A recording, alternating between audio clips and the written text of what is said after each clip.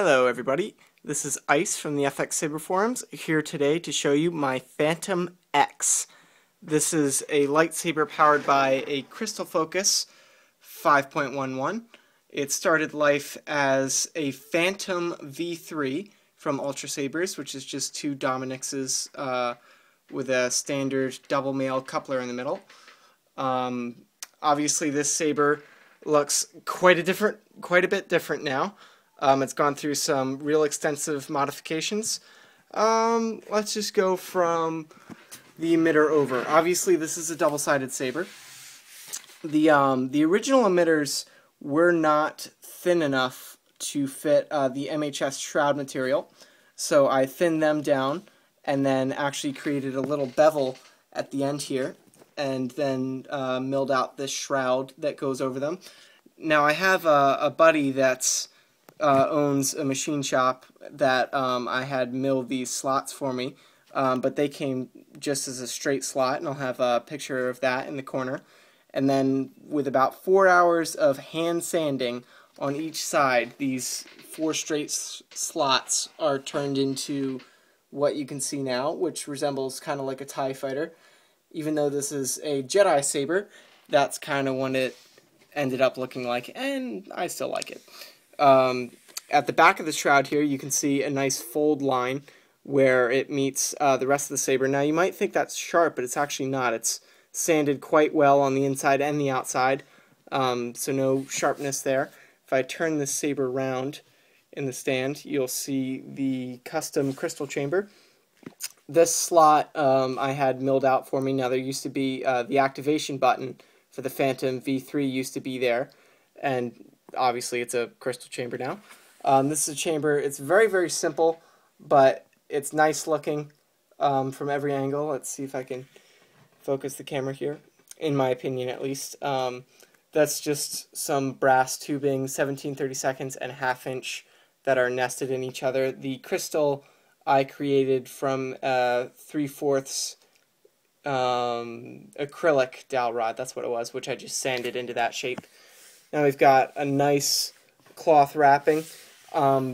This is a Shadow Jedi saber, so I wanted it to look kind of old, but like well kept. So you can see the weathering and the scratches on it in places that go with the character, but it's still a nice and shiny saber because it's something that he still uses and wants to look nice. It just happens to be really old, which is why it has the signs of weathering.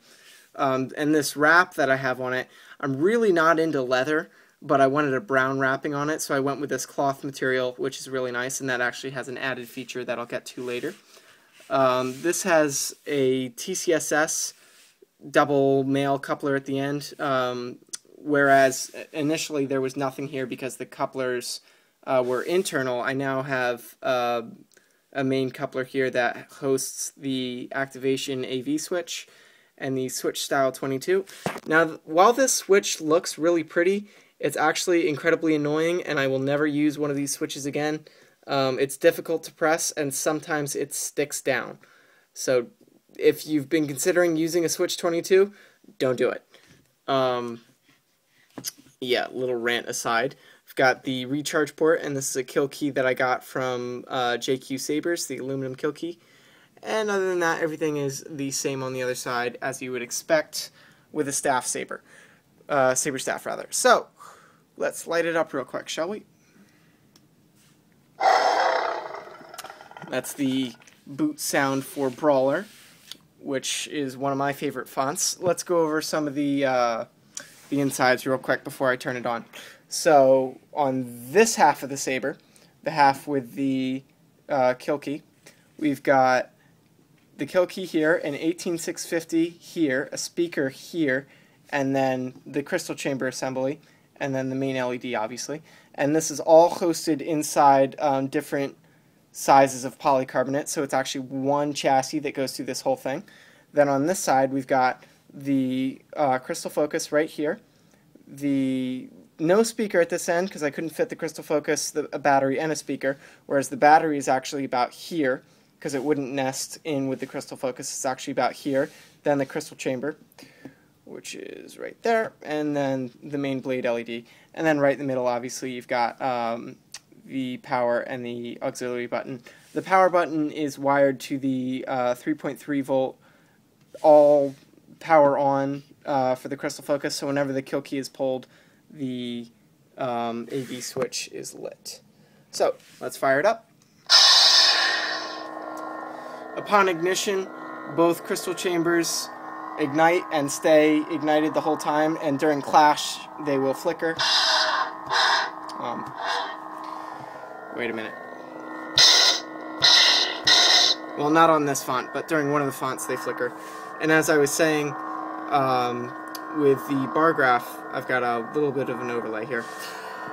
There's a bar graph that's hidden under this cloth, which is one of the reasons I wanted to use it. It's not super see-through because these LEDs were actually ridiculously bright, but what's nice about it is if the saber's off, you don't know they're there. I mean, they don't indent at all. You can't feel it really if you're running your fingers over it. So it's only upon ignition that you realize that there's LEDs under that, which I think is pretty cool. I'm still playing with the sequences on those. Yeah, it's pretty cool. Let's give you a little in-depth look at the crystal chamber. Let me pop a blade in real quick. So this blade is not secured in there. I just popped it in to show you the pulse effect that I have on the crystal focus. Now the camera isn't picking this up super well, but you get the idea. The blue LED in each side is just a regular P4 driven at 1000 mAh, or 1000 mA rather. Alright, so let's run you through the menu.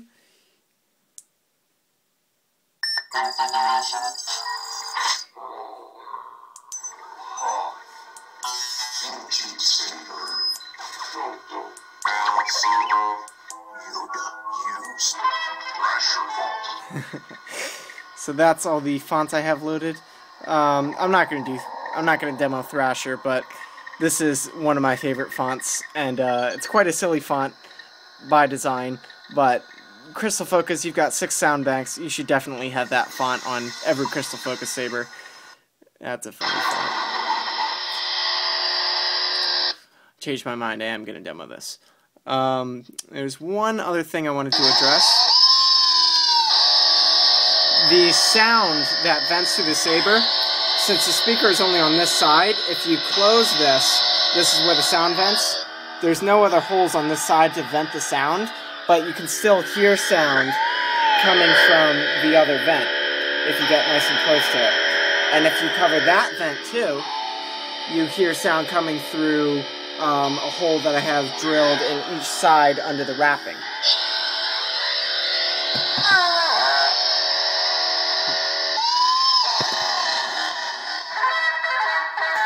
That is a really fun font. One thing that I think is pretty cool about the way this saber is designed is I can remove this entire half, which is 11.5 inches from the saber. I can remove and have it work perfectly fine, as this is all one piece, and the threading is just at the end and the beginning here. This is the internal chassis that threads inside that piece, and it holds together perfectly well without that piece on it. Now, I know a lot of sabers have features like this, but I haven't seen one done in a staff before, as I also haven't seen a staff that's a dedicated staff and has a soundboard and isn't 2 normal lightsabers with a coupler in the middle. I mean, I know they've existed, I just haven't seen one. So I think that makes this project kind of unique. It's got super easy SD card access to the Crystal Focus right there, and what you're seeing under the card is epoxy putty, which I just made a little ramp of, because otherwise if you pop the card out it would fall into this crap load of wires down here, which is not the cleanest thing in the world, I will admit that, but it works, and bottom line, that's what matters, to me at least. You can see the, oops, missed a stand there. You can see the 18650 lithium-ion battery under there, and its pair, as I said, is on the other side over here. This is the AW 18650, so it actually has 3100 MA. Not sure about run times for this saber, but it hasn't run out yet, I'll say that, and I've been using it for a week and a half pretty extensively. So if I light this up, you can see everything works as it should. No problems here. Very, very nice piece, and I'll just show you some.